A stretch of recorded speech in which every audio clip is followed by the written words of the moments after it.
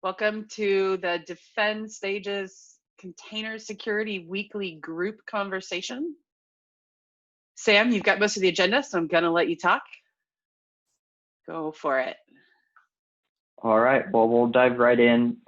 Today we have one issue for planning breakdown, which is moving container network security to core.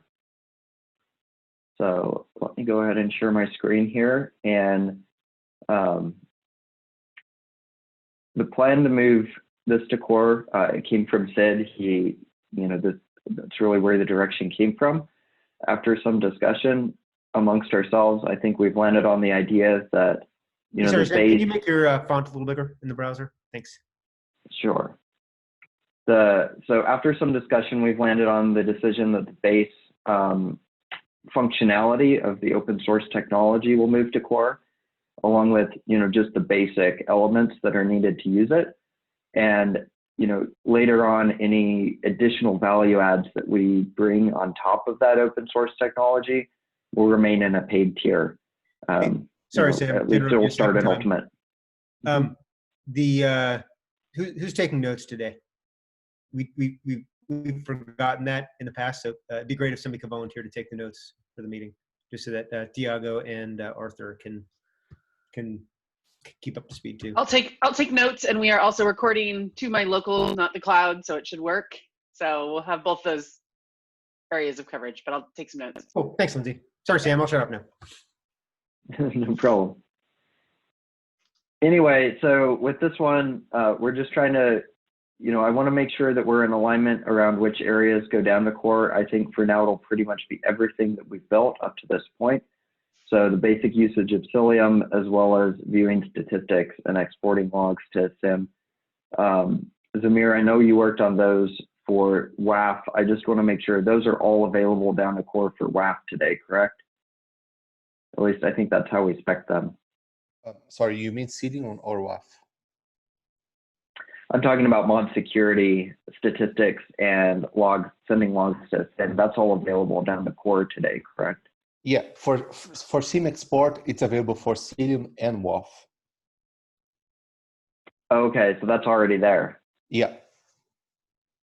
Okay, and then statistics is just what? Just mod security? I think we have some basic statistics for Psyllium, but I think Arthur was working extending that. I don't remember how far he got on that. Right, no, we got that done. I'm just wondering what pricing tier it's available in. Oh, I see. Like core versus ultimate. Oh, I see. I'm not sure. I would have to check that for you. Okay. Anyway, so the current plan is pretty much to move everything that we've done with Psyllium up to this point all the way down to the core pricing tier. So it's available, at the core tier. I believe the security and compliance menu does not show up today in core. I could be wrong on that. So I guess there may be an argument to not show the statistics or to keep the threat monitoring page in Ultimate. But it sounds like maybe we'll have to do some research and find out what exactly is in core versus Ultimate today. If it's already the case for that for WAF, then it should be pretty easy to add in Psyllium. But if this menu doesn't show up at all for core, then we may need to have another discussion. So yeah, that's really where this one is at. Are there any other questions or discussion items that we need to have before this will be ready for refinement?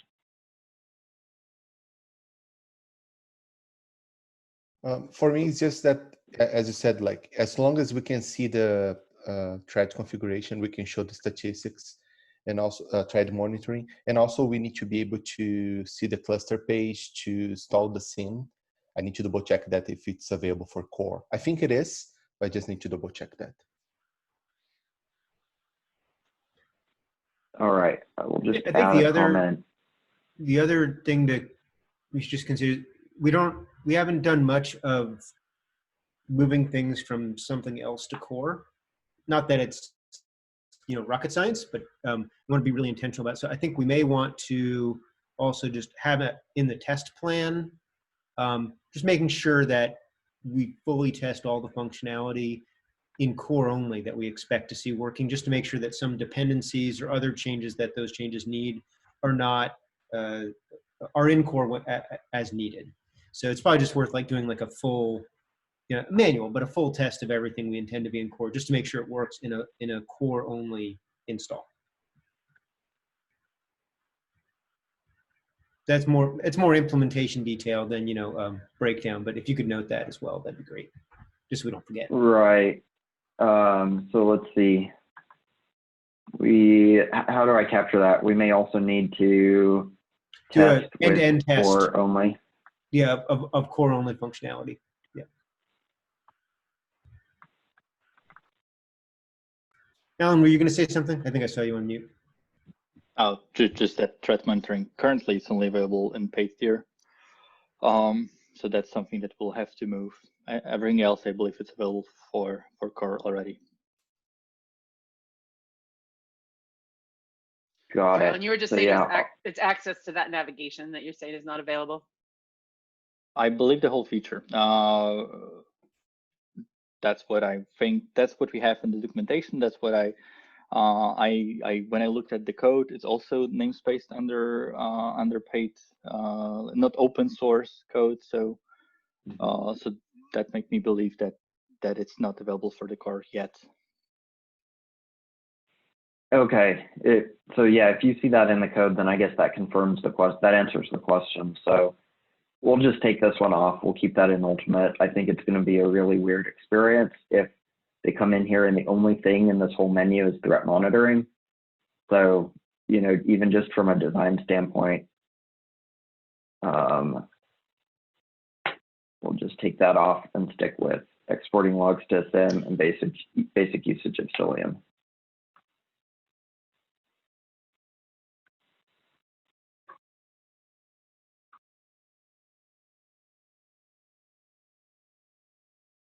Okay.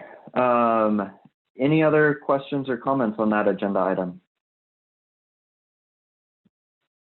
Just a note, we do have a few other items scheduled for 13.2, including creating, editing, and deleting for policy management and an out-of-the-box network policy set. Andy's working on designs for this one. We're planning to review both of these next week in our next planning breakdown, so we won't cover those today. And then I had a few just other general discussion items that are not like planning breakdown specific, but just good things to be aware of. Hey Sam, So before you move on, Sure. Sam, on that board that you were just on, could you add workflow labels to those items in 13.2 so they show up on boards that aren't the planning boards? I mean, they'll just wind up into the open column and get a little bit lost. There was a few of them there. I'm seeing just one. And I just recently moved everything with our new workflow to have epics and sub issues. And so it's very possible that I missed a few labels here and there because adding like 10 labels. Sure, I really was just looking out for the workflow one because they kind of drop off boards with that one in some cases. Thank you. Yep. Do that right now before I forget. Okay, so I think it's just this one. Well, I'll take a look at the ones further out later, but at least we have everything in 13.2. All right, so then just a few other informational items. One is our category direction page. So I feel like we've really reached a point where I've finished planning, a lot of problem validation. We got through a problem validation cycle. We've also got through a lot of engineering research. So I went ahead and mapped out everything that we need to get to viable for container behavior analytics and, built that out here. I have an MR that's in progress to add links where I've created epics and design issues for each of these. So, that way we've got it fully built out and you can comment on things. I've tried to just roughly map this to a notional time frame, understanding that none of this has gone through dev sizing or we don't have estimates on all of these, so I'm sure all of this is going to be different from what it is today. But whether it's shorter or longer, I just tried to rough things to, an approximate notional time frame so that we could plan out for the next 12 months. And this shows us reaching viable maturity for container behavior analytics sometime in Q1 of the next fiscal year. So, somewhere in February to April of 2021. Anyway, so take a look at these. If you have any comments or questions, add them to the issues. If you see anything that's missing from this list that you feel is necessary for it to reach viable, let me know. Anyway, I just wanted to point your attention to this page since I did update it. I'm going to be working this week to do the same for container network security. And there are some areas that we have a lot of cross overlap between all of the categories in this group. A good example of that would be the policy management UI that Arthur's been working on at the moment. I'm planning on having most of those issues go into the container network security category, just because the way epics work, you can't have one issue belong to multiple epics. So I have to pick, one bucket to put it in. And I think container network security is a little bit further along than everything else. So, things like improving the policy management experience are going to end up falling under that container network security category. But really a lot of that work is going to be beneficial for all of the categories here, everything, including WAF even. That's just another area to keep in mind. This page is great. Lastly, Absolutely. Lastly, I just wanted to review and give an update to our high-level 12-month roadmap. I've made some changes since I presented it at our strategy meeting at the beginning of May. So I just wanted to go over with you the new plans here and get any feedback that you may have. So let me take just a minute to present this and walk through it, and then I would love to hear any comments that you have. So right now we're in the middle of Q2. We're already one iteration in with 2 more to go. We've started some basic policy management. That's what Arthur's been working on, as well as getting Psyllium into that new policy management UI. Zamir and Alan have been working on the initial release of container host protection, getting that to minimal. And, as you saw for the next iteration, we've got out-of-the-box policy packs planned for container network security. So that's really what I have planned for Q2. Moving on to Q3, I'm planning to put policy management. One thing that I haven't commented on the issues, the policy packs. I know one of the outcomes of the policies is tell a human something. And I believe I saw functionality like that recently released or recently updated in other parts of GitLab. So just to remind me, worth noting is that we rather than having our own notify a human of something functionality, we may want to use those, where possible, at least use those other features that exist in GitLab, which may actually accelerate, may make it less work for us if it's if the functionality is consistent. So just worth noting. Yeah, if you could share a link to that. I'm not aware of that other capability you're talking about inside of GitLab, but if you want to share that with me, I'd love to look at it. Will do. So in Q3, I'm planning to put policy management on hold with, the assumption that, really there's kind of a declining rate of return as you work on these features. Getting something out for policy management has a really high value. Continuing to iterate on that has diminishing returns. So I'm trying to, maximize the value that we're getting to customers by giving them something in policy management and then moving on to get them something in terms of alerting capabilities. Alerts are a little bit different from everything else that we've implemented up to this point. Whereas logs tend to be very spammy. You send almost anything and everything out to a log, and then you have a SIM that aggregates that and does analytics against it and parses it and correlates it. Alerts are a little bit different. Alerts are things that are actually bad, that, Wayne, what you just said, tell a human about it.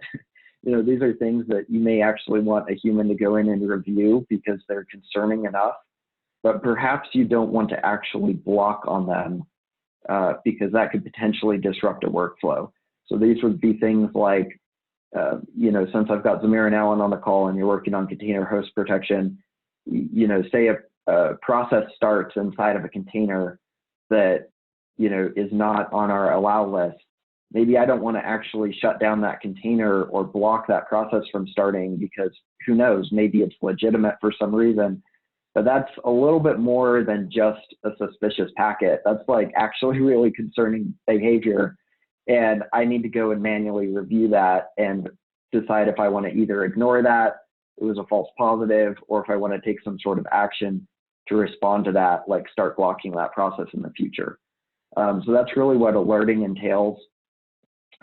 It's, you know, from a UI standpoint, I envision that being somewhat similar to the UI that was built for vulnerability management, where, you know, you've got a list of things and then you can take certain actions on them. But they're not vulnerabilities. These are actually alerts or events that occurred or were triggered. So we're planning to start with that on the project level. I know Matt's team has been working mostly at the group and instance level, and we want to avoid, you know, stepping on their toes. So we're planning to start at the project level, and then, you know, Matt feels like he'll be in a good spot where we can start, you know, aggregating those alerts up at the group and instance levels later in Q4. CI/CD and auto DevOps independence. So this is the implementation of the architecture and, you know, design issue that's going on right now that Philippe's been running to help figure out, you know, how can we enable a security team to run our tools even if the development team doesn't use our product or doesn't use CI/CD or auto DevOps. So it's not that we can't use CI/CD or auto DevOps at all, but we want that separation of, you know, the group that manages the code versus the group that's managing security, and make that an option for customers. Is that going to be paired with a potential different way of doing licensing or pricing, or is that may come out, that may be an offshoot task of this or may not? Yeah, so that I view this as separate from the pricing and packaging discussion.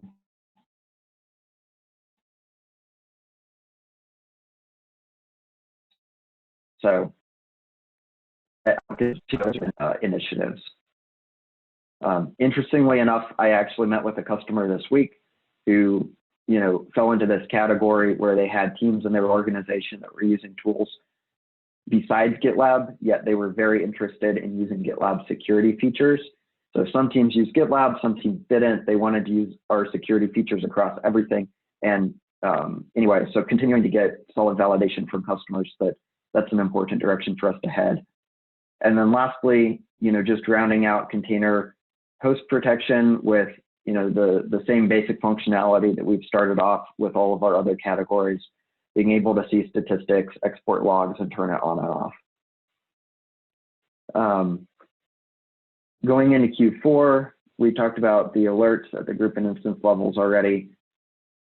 This next item would be extending Psyllium to add some more in-depth performance monitoring. So this is kind of the next evolution of what we call statistics today, where you would be able to see things like CPU usage and memory usage, you know, network bandwidth and latency that's introduced, you know, an ability to dive in just one click deeper in the event that there are problems to troubleshoot. And, you know, once we have alerting capabilities and performance monitoring, we're probably going to be in a good position to start moving container network security to viable. I think actually there may be one other one in here that I'm missing, which is being able to see logs inside of GitLab itself. So I'll need to add that in. But I'm hoping to move container network security to viable by the end of the fourth quarter, so by the end of January. And then lastly, for container host protection, we'd be adding, you know, leveraging the policy management capability that's being worked on now, but bringing container host protection into that model where we're able to add, create, edit, delete policies for container host protection there as well, and also adding in vulnerability and malware scanning capabilities. And then moving on to Q1, this is really where we get logs inside of GitLab. We're going to look at implementing a network IDS or IPS inside of GitLab as well to pair with Psyllium. So that'd be something that can do things like signature detection and blocking, and even some analytics would be the core capabilities. just looking at technologies at a high level, I'm leaning towards Suricata, which is why I have that in there with an asterisk. But we don't necessarily have to go with that technology if there's another that meets the requirements.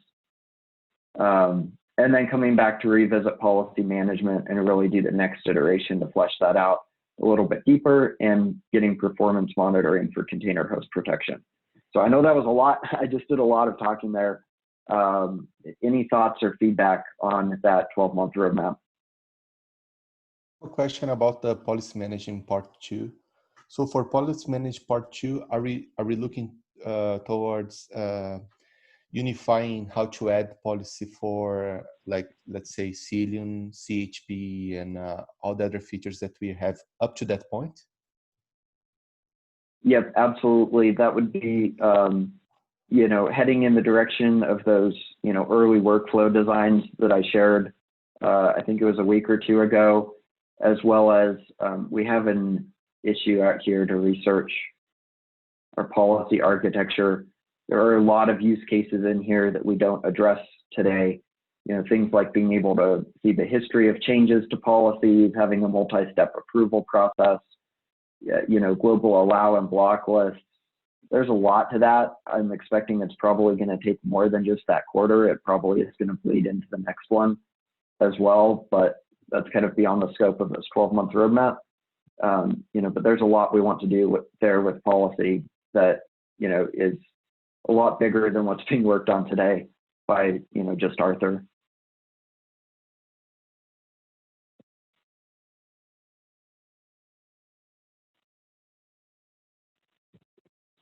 All right. Well, if there's no other comments or feedback there, Wayne, I think you have the last agenda item. All right, let me remind myself what I put on the list.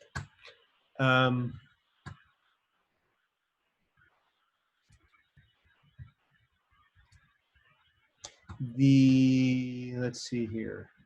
Oh, yeah. So it'd be great to have, a short, maybe less than 2-minute demo recorded and put on unfiltered on the SIM, being able to send log events to a SIM from CNS and from WAF.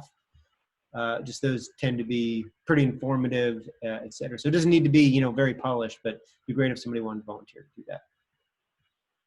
So like how to configure it, and then in a SIM, maybe an open source SIM, looking at a log in the SIM for WAF and the same for CNS. Any volunteers? I can do that after the task I'm done. I'm just currently working something. After that, I can do this. Cool, awesome. Thanks, Amir. I think it'd be really informative, and no rush on it at all. Okay, sure.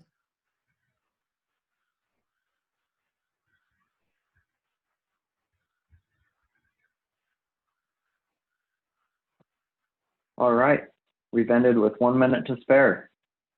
Nice. Thanks, everyone.